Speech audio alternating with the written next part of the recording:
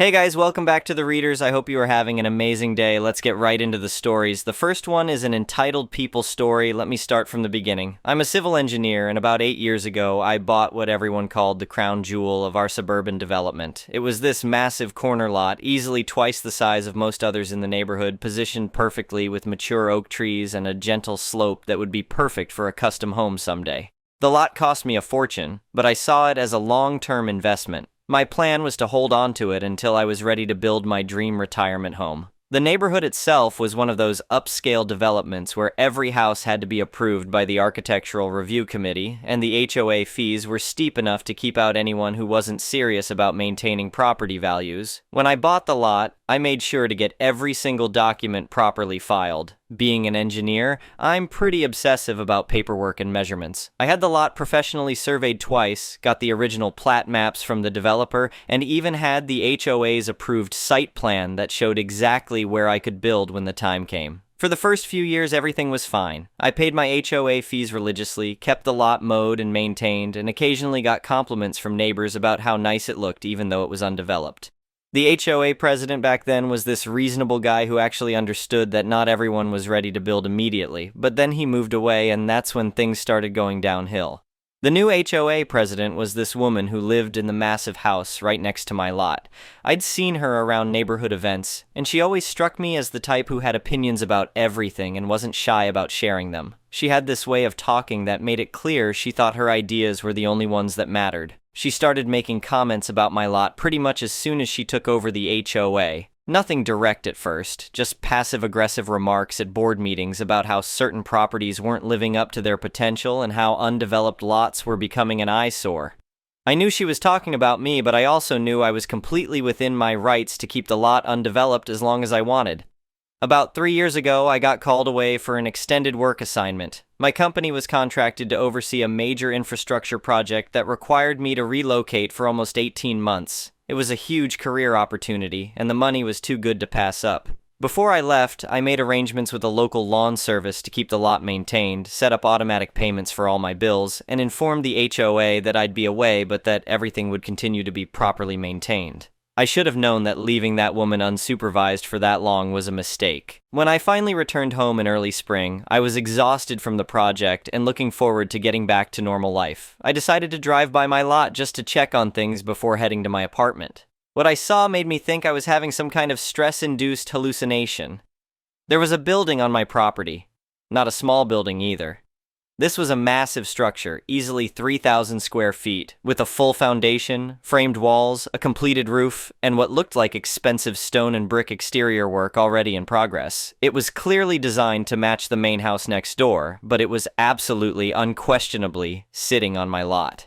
I sat in my car for probably 10 minutes just staring at it, trying to process what I was seeing. This wasn't some small encroachment or a fence that was a few feet over the property line. This was a full-sized building that had been deliberately constructed on my land. I pulled out my phone and started taking pictures from every angle, making sure to capture the timestamps. Then I went home and dug out all my property documents, the original survey, the plat maps, the lot numbers, everything. I spent the rest of the evening comparing the documentation to what I'd seen, and there was no question about it. That building was sitting squarely on my property, taking up probably 15% of the total lot. The next morning, I drove back to the lot with a measuring tape and my transit level. I located the original survey markers and did my own quick measurement. The building wasn't just barely over the property line, it was sitting a good 20 feet inside my boundaries. I was angry, but I'm not the type to go in screaming and making threats. I decided to handle this professionally and give them a chance to fix what I assumed had to be some kind of terrible mistake. I walked over to the main house and knocked on the door. The HOA president answered, and she seemed genuinely surprised to see me. "Oh, you're back," she said, like my return was somehow an inconvenience. "How was your work project?" "It went well," I replied, trying to keep my voice calm. "But I need to talk to you about the building you've constructed on my lot." Her whole demeanor changed immediately. Instead of looking surprised or concerned, she got this defensive look that made it clear this wasn't going to be the reasonable conversation I'd hoped for. "What building?" she asked, which was already a bad sign since we could literally see it from where we were standing. "The large structure that's been built on my lot," I said, pointing toward it. "I have all the original survey documents, and that building is clearly on my property." She actually laughed at me. Not a nervous laugh like someone who'd made an honest mistake, but this dismissive laugh that made it obvious she thought I was being ridiculous. "Oh, that old survey," she said, waving her hand like she was shooing away a fly. "The original developer obviously made some mistakes with those early plats. We had the area resurveyed last year, and it turns out that section was always part of our lot. Besides, your lot was sitting empty for so long that it was becoming an eyesore. We did the neighborhood a favor by improving the area." I felt my blood pressure rising, but I kept my voice steady. "I'd like to see that new survey you mentioned." "I don't have it with me right now," she said quickly, "but I'm sure we can sort this out through the HOA board. You should submit a formal complaint if you think there's been some kind of error." This was when I realized I wasn't dealing with an honest mistake. This woman had deliberately decided to steal part of my property, and she was trying to gaslight me into thinking I didn't know where my own boundaries were. "I'll be sending you a certified letter with copies of all my documentation," I told her. "I expect that structure to be removed from my property within 2 weeks." She just smiled at me with this condescending expression. "You do whatever you think is best, but I'd suggest you talk to a lawyer before you make any accusations you can't back up." That comment confirmed everything I needed to know. She wasn't planning to back down, and she clearly thought she had some kind of upper hand in this situation. I spent the next 2 days documenting everything. I took hundreds of photos from every possible angle, measured and remeasured the boundaries, and made copies of every document I had related to the property. I also did some research on the contractor whose sign was posted at the construction site. What I found was interesting. The building permits for the project listed the address as belonging to the HOA president's lot, but the actual footprint shown in the permit application was completely different from what had been built. Either the contractor had made a massive error or someone had deliberately provided false information to get the permits approved. I called the county planning office and spoke to one of the permit inspectors. When I explained the situation and provided my lot number, he told me something that made my blood boil. The HOA president had submitted a letter to the county claiming that she had purchased the section of my lot where the building was located, and she'd included what she claimed was a quitclaim deed. The inspector faxed me a copy of the letter and the fake deed. It was completely fraudulent. She had forged a document claiming that I had sold her part of my property, and she'd used that to get the building permits approved. This wasn't just a property line dispute anymore. This was outright fraud. I contacted a real estate attorney who specialized in property disputes and HOA issues. His name was mentioned in several online forums as someone who didn't mess around when it came to defending property rights. When I met with him and showed him all my documentation, his first comment was that this was one of the most clear-cut cases of property encroachment he'd ever seen. When I showed him the forged deed, he said we were looking at multiple felony charges if we wanted to pursue the criminal side of things. "But let's start with the civil case," he said. "We're going to file for an injunction to stop any further construction, a quiet title action to confirm your ownership, and a claim for ejectment and damages. We're also going to ask the court to order them to either remove the structure at their expense or purchase your entire lot at fair market value." "The entire lot?" I asked. "Absolutely," he replied. "They can't just steal part of your property and then expect to buy just that section. If they want to keep their building, they need to buy the whole thing. And given that this was done through fraud, we're going to ask for punitive damages as well." Within a week, my attorney had filed a comprehensive lawsuit against both the HOA president personally and the HOA as an organization. The lawsuit included claims for trespass, encroachment, slander of title, fraud, and intentional interference with property rights. The response was immediate and dramatic. I got a call from the HOA president 2 days after she was served with the lawsuit papers. She was no longer dismissive and condescending. She was angry and defensive. "This is completely ridiculous," she said. "You're going to destroy the neighborhood over a simple boundary dispute. Can't we work this out like reasonable adults?" "I tried to work it out reasonably," I reminded her. "You laughed at me and told me I didn't know where my own property lines were. Now it's in the hands of the court." "But think about the legal fees," she said. "This is going to cost both of us a fortune."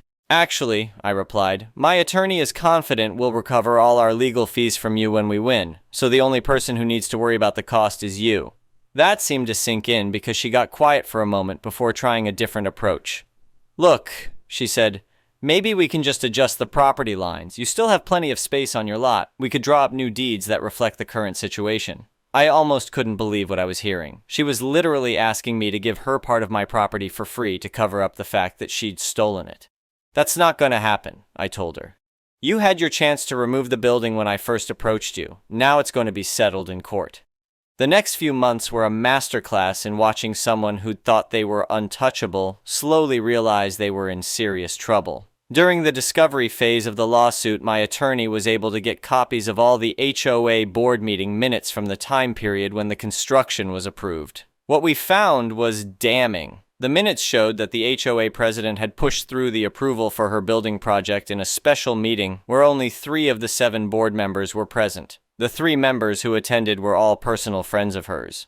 The meeting notice had been sent out with only 48 hours advance notice, which violated the HOA's own bylaws that required a week's notice for special meetings. Even more interesting, the minutes showed that when one board member asked to see the survey documentation for the project, the HOA president had told the board that she would handle getting the proper surveys and permits herself. She'd essentially bypassed the normal review process that every other homeowner had to go through. We also discovered that she'd hired her brother-in-law's construction company for the project, and that she'd been paying for the work directly, rather than going through the normal HOA contracting procedures. This was a clear conflict of interest that should have required full board approval and competitive bidding, but the most damning evidence came from the contractor himself. When my attorney deposed him, he admitted that the HOA president had provided him with her own hand-drawn property survey that showed the building location was within her lot boundaries. He'd never seen an official survey, and he'd assumed that as the HOA president, she had the authority to determine where her property lines were. The contractor also revealed that when he'd questioned some of the measurements because they didn't seem to match up with the existing fence lines and landscaping, the HOA president had told him not to worry about it and to just build according to her drawings. By this point, it was clear that this wasn't a case of an honest mistake or a minor boundary dispute. The HOA president had deliberately and systematically defrauded the county permitting process, violated multiple HOA bylaws, and stolen a significant portion of my property. The case went to mediation first, which is pretty standard for property disputes. The mediator was a retired judge who'd been handling real estate cases for decades. The HOA president showed up to mediation with her own attorney, and it was obvious that her lawyer had explained to her just how much trouble she was in. She was no longer arrogant and dismissive. She looked nervous and kept glancing at her attorney before answering any questions. The mediator started by asking both sides to present their positions. My attorney laid out the facts methodically with photographs, surveys, permit records, and copies of the fraudulent deed. It took about 30 minutes to go through everything, and by the end, it was clear that we had an airtight case. When it was the HOA president's turn to present her side, her attorney basically admitted that there had been some confusion about the property boundaries and that his client was willing to work toward a reasonable resolution. The mediator asked them directly if they were disputing any of the evidence we'd presented. After conferring with her attorney, the HOA president admitted that the building was indeed on my property and that the deed she'd submitted to the county was inaccurate. "So we're not really here to determine liability," the mediator said. "We're here to determine what the appropriate remedy should be." That's when things got really interesting. My attorney presented our demand. Either the building comes down immediately at the defendant's expense, along with payment of all our legal fees and damages for the loss of use of my property, or they purchase my entire lot at a price that reflects both its fair market value and the punitive nature of their actions. The HOA president's attorney tried to argue that requiring them to purchase the entire lot was excessive, and that we should be willing to accept just compensation for the portion of the lot that the building occupied. The mediator shut that down pretty quickly. "Your client didn't accidentally encroach a few feet over a property line," he said. "She conducted an elaborate scheme to steal a significant portion of someone else's property. She forged documents, violated HOA procedures, and committed what appears to be fraud. The victim doesn't have an obligation to minimize the consequences of those choices." He also pointed out that because of where the building was positioned, it would make it impossible for me to build on my lot according to the original approved site plan. The building violated the setback requirements that would apply to any structure I wanted to build, effectively making a significant portion of my lot unbuildable. "So the choice is simple," the mediator concluded. "Either remove the building and restore the property to its original condition, or purchase the entire lot. But the plaintiff shouldn't have to accept a situation where his property rights are permanently diminished because of the defendant's illegal actions." The mediation broke down when the HOA president's attorney said they needed time to consider their options. I could tell from her expression that she was finally starting to understand the magnitude of what she'd done. 2 weeks later, we got their response. They were willing to purchase the lot, but they wanted to pay market value based on its condition as an undeveloped lot. My attorney's response was swift and brutal. We filed a motion asking the court to determine the appropriate remedy, and we included expert testimony about the cost of demolishing the building versus the fair market value of the entire lot. The demolition expert estimated that it would cost between $180,000 and $220,000 to completely remove the building and restore the lot to its original condition, plus additional costs for rebuilding the landscape and dealing with environmental issues related to the foundation removal. The real estate appraiser we hired valued my lot at around $350,000 in its current undeveloped state. But because of the circumstances of the forced sale, and the fact that the building would convey with the property, he estimated the fair market value for the entire improved lot at $525,000. But here's where things got even more expensive for them. My attorney argued that because this was a case involving fraud and intentional wrongdoing, we were entitled to punitive damages. He asked the court to set the purchase price at $750,000, which was more than double the original value of the lot. The judge scheduled a hearing to consider our motion, and that's where everything finally came to a head. The hearing was scheduled for a Wednesday morning, and I took the day off work to attend. I'd never been involved in a major lawsuit before, and I wasn't sure what to expect. The HOA president was there with her attorney, and she looked like she hadn't been sleeping well. She kept fidgeting with her purse and checking her phone, and I could tell she was stressed out. The judge had clearly reviewed all the evidence beforehand because he got straight to the point. This appears to be a straightforward case of intentional property encroachment involving fraudulent documentation, he said. The defendants have admitted that the structure in question was built on the plaintiff's property without permission, and there's evidence that false documents were submitted to county authorities to obtain building permits. He then asked the HOA president's attorney if they were prepared to have the building demolished and the property restored to its original condition. The attorney said that the cost of demolition would be financially devastating to his client, and he asked the court to consider allowing them to purchase just the portion of the lot where the building was located. The judge was not having any of that. "Your client made a calculated decision to build on someone else's property," he said.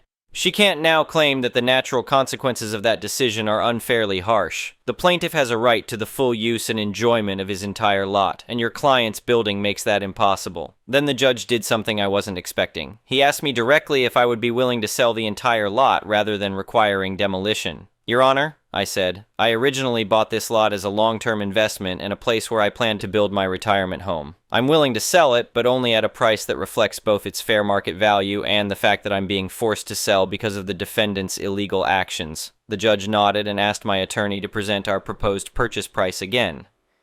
When my attorney explained the $750,000 figure and the reasoning behind it, the judge asked the HOA president's attorney for their response. The attorney tried to argue that the amount was excessive, but the judge cut him off.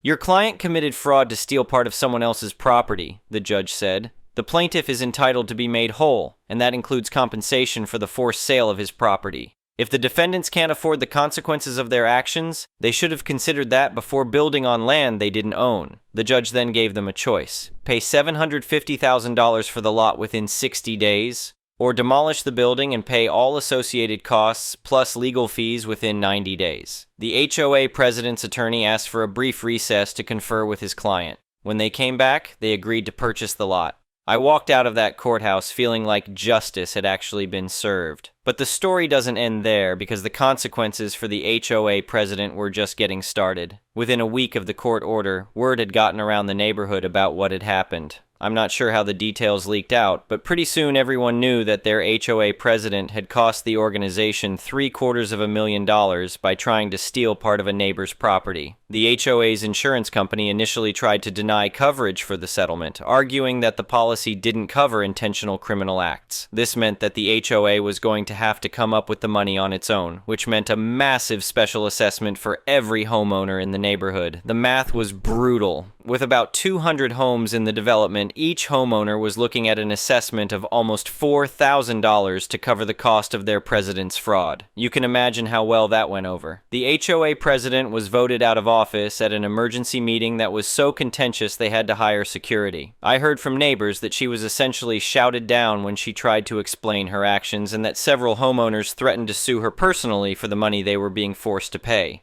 But the HOA's problems were just beginning. Several homeowners filed a class action lawsuit against the former president, claiming that she had breached her fiduciary duty to the HOA and seeking to recover their assessment money from her personally. The state attorney general's office also opened an investigation into the forged documents she'd submitted to the county, and she was eventually charged with multiple felonies related to fraud and forgery. I heard through the neighborhood grapevine that she ended up having to sell her house to pay for her legal defense, and to try to settle some of the civil claims against her. The irony wasn't lost on anyone that she ended up losing her own home because she'd tried to steal part of mine. As for me, I took the $750,000 and bought an even better piece of property about an hour outside the city. It's 20 acres of beautiful rolling hills with no HOA, no neighbors close enough to bother me, and no one who can tell me what I can or can't build on my own land. I did end up building that custom retirement home I'd always planned, just not where I originally intended. And you know what? It turned out even better than I'd hoped. The best part of the whole experience was proving that you don't have to just roll over when someone with a little bit of authority decides to walk all over you.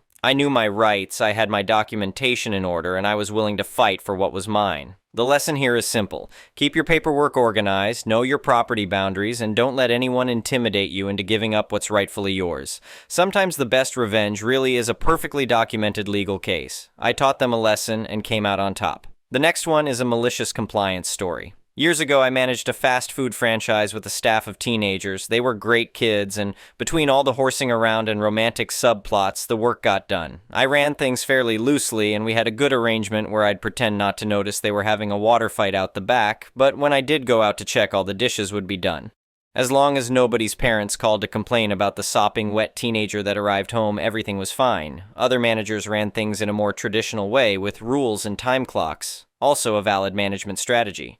My area manager would stop by at random. He was a fair guy that liked his checklists. Do X task at X o'clock. My crew were trained in all the checklists and all necessary food and safety stuff, and I did watch that pretty closely, but knew each other and their jobs, so he'd show up and things would be in what I called predictable disarray. This would annoy him. I got word that he was coming, for once, and he was bringing along someone who was buying one of the franchises, using us as sort of a demo store. I was specifically asked to have my crew at their best, adhering to company checklists. I asked, okay, which do you want, my crew at their best or for us to follow your checklists?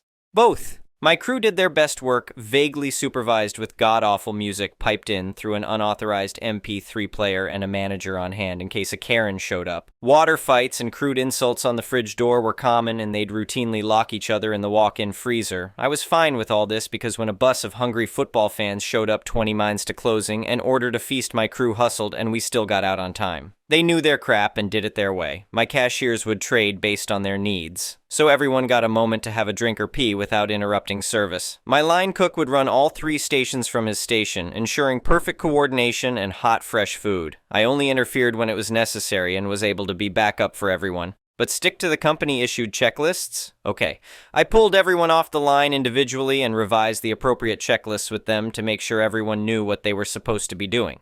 I passed on the order that today's shift was to be run using the checklists, and everyone should do the best they could. It was chaos. Dinner rush hit and bought a slew of just off-duty paramedics from the nearby hospital. Fresh off shift, tired from a training session, and hungry. But my checklist planning had only allowed for a Tuesday night dinner rush of people on their way home picking up dinner. I had reserves, but without a crew who worked in sync, each taking the spot they were best suited to, I was stuck with bodies and slots doing the best they could.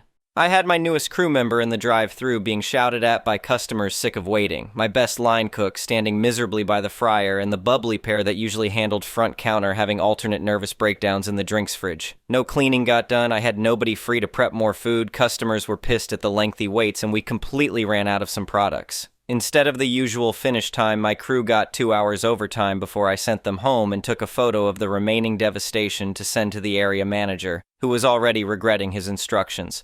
The new franchise owner had been disappointed at the staff's lack of initiative dealing with an unexpectedly busy shift, and felt it was a lack of effective training. He was also uncomfortable at the amount of running around shouting a manager has to do when things turn to absolute crap. I got a coffee the next morning and something that could have been an apology if you squinted. My crew got a round of frozen Cokes, and "Are you following the checklist?" became the new way to say someone had screwed up. The next one is an entitled people story. I'm in a sharing mood. This happened back when I was a teenager, over 30 years ago, and was in a lot better shape.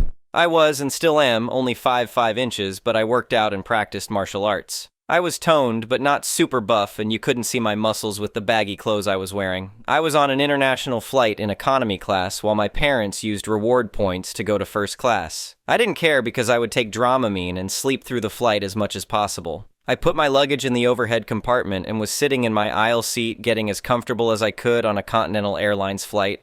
Then some entitled jerk, middle-aged man, walked up and ordered me to move. I was getting slightly groggy from the Dramamine already and just stared at him. He then told me I was in his seat and needed to move. I told him I was in the seat assigned to my ticket and he must have the wrong seat. He started yelling at me, calling me a stupid idiot, and threatened to yank me up by my hair if I didn't move out of his seat. I told him if he laid a finger on me, I would beat the ever-loving crap out of him. He demanded to see my ticket. I told him I didn't have to show him crap. A flight attendant heard the raised voices and walked over to see what the problem was. He was flailing his arms and yelling, "This stupid idiot is in my seat and won't move!" The flight attendant asked to see my ticket and I showed it to her. She said that I was in the correct seat. She then asked to see his ticket and he showed it to her begrudgingly, insisting that the flight attendant was wrong. She looked at it and told him that his ticket was for the seat behind me. He turned even redder than he already was and looked away. He couldn't bring himself to make eye contact with me and mumbled something as he got in the seat behind me. I laughed at him and went back to trying to take a nap. Lucky for him, I didn't like to recline the seat, so I stayed upright the whole flight. The flight was 11 HRs, so it gave him time to calm down. I don't remember any interactions with him when the flight landed, though. The next one is an entitled parent story, so for some background, hi. I work at a small mom-and-pop reptile shop. I'm 20 and trans-mask and autistic. Despite having been hired to only take care of the reptiles, because I love reptiles more than I like people, my manager and boss trust me to open and run the shop by myself. I don't have a problem with this, I'm just setting the scene. So a month or two ago, I was asked to open the shop. I of course went to open, and when I got there, I saw a woman standing outside with two young boys, probably around like 6 and 8. No clue how long she was standing there since I got there just before opening time. As I'm getting out of my car and getting out my key to open the shop, one of the young boys looks at me and says, "Is that Daddy? Who's that?" I just stay silent because I have no idea how to respond to that. Despite being trans-mask, at that time I was only maybe on my first week of testosterone, so I didn't, and still don't, look like a guy, much less a dad. If anything, most people tease me for looking like I should be in middle school. Anyways, the woman looks at me and says, "Ignore him, he's autistic," to which I respond, "Oh, no worries, I'm on the spectrum as well, I understand." I open the shop and this kid is still thinking I'm his dad or something, while also at the same time asking to his mom who I am, and at the same time addressing me with female pronouns, which normally I'd be quick to correct, but I felt now was not the time. The woman was telling the boy to stop, and I'm not great with social cues, but if she's telling him to stop, that tells me I have no obligation to answer him. So I get them a mouse for their snake as requested, all goes well. When I go to ring him up, the kid starts with his barrage of the same questions again. I'm uncomfortable because I don't know if I should answer or not due to the woman telling him to be quiet, and because I generally just do not like small children. But after a while of him continuing to refer to me with female pronouns, I speak up and awkwardly say, well, firstly, I'm a boy. And before I could tell the kid my name to get him to be quiet, she suddenly barks at me, "He doesn't know any of that gender stuff, just tell him your name." I'm taken aback by this, but I do that. Tell the kid my name. Then he says, "Oh, he's not Daddy," and seems to be content. She then takes her kids and storms out while another customer comes in. He asks what happened since apparently she looked mad. Hard for me to tell, can't read people well. Plus, she kinda has resting idiot face. So I have him the spark notes of what happened, to which he found ridiculous and quite hilarious. I went to get him a rodent as requested too. While I was upstairs picking out a good-sized rat, I hear him talking to someone with a female voice. I then hear the words "Mama Bear," and in the back of my mind I'm thinking, that better not be that Karen. And surprise, surprise. Soon as I come down the stairs, I see her bleached blonde hair standing by the rack of UV and heat bulbs glaring up at me. I don't even get a chance to give the man his rat before she tells me she wants to talk to me for a moment. She then proceeds to tell me how I disrespected her and her son, and how he's sitting in the car crying. He was completely happy and content when they left. Wouldn't be surprised if he was crying because of her yelling. She then once again ranted on about how he doesn't understand gender stuff and that she wants to report me to my manager. She doesn't even let me get a single word in, and as she storms off, I say back to her, "Ma'am, I didn't do anything to disrespect you or your son. I would also like to once again bring up that I am autistic as well, and I don't understand people much, but I do try my best." She doesn't even react to that as she storms off. I was hoping she'd understand and sympathize since she has an autistic kid of her own, unless she's one of those people who assume that since I'm higher functioning than her son, that I am not actually autistic. But I end up going about the rest of the day normally, and relay the story to some friends, to which they all agree she was completely delusional, and I thought that was the end of it. Until she came back yesterday. I wasn't alone this time. Had a co-worker, gonna call him Damien, with me sitting at the register. I was cleaning a ball python's tank when she came in and stopped in her tracks when she saw me. I looked up at her, thinking she looked familiar, and was about to go into my whole customer service. "Hi, can I help you with anything?" But similar to before, she speaks up before I can say anything with, "I'm here to get a mouse. I also want your manager's phone number. Remember me? Yeah, I want to report you." I'm sitting there flabbergasted like, my day just started, lady. I try to tell her that I don't think I can give her my manager's personal number before she cuts me off and storms over to Damien. I go back to taking care of the snakes while listening in. I can't hear all of it, but I overhear bits and pieces, like how I went off on her son. All I did was tell him I was a boy, and how she wants the security feed from that day with audio. I doubt she remembers what the exact day it was. I don't. Also, the security cameras, I'm pretty sure, automatically delete everything after a week, and my boss would probably rather do anything than search through security feed. I'm kinda pissed about this woman, but I don't say anything until Damien passes by, to which I whisper to him, "She's a Karen. I'll explain when she leaves," to which he gives me a knowing look and nods. She doesn't try to talk to me or anything, thankfully, and once she left, I explained the story to Damien. We both had a good laugh about that. Unfortunately, she seems to be somewhat of a regular, though I've only seen her those 2 times, but that means this is not the end. I will update if she comes back. Also, I haven't told my manager about this yet because she's not usually in while I'm in, and she isn't the best with looking at her text messages. I'm gonna go in tomorrow and catch her up on all the lore, cause I know she'd be on my side. Knowing her, she'll probably find it hilarious. Update. Apparently my manager did end up speaking to this woman. According to her, the woman got offended because I said I was autistic. Like she wasn't expecting it, or she couldn't fathom the fact that someone other than her son could be autistic. I only said it as a way to sympathize, to be like, "Oh, no worries, I get it," but she instead found it as an insult in her strange, twisted mind. Anyways, my manager told her to not come in on Tuesdays since that's the day I run the shop anyway. Thank you for watching.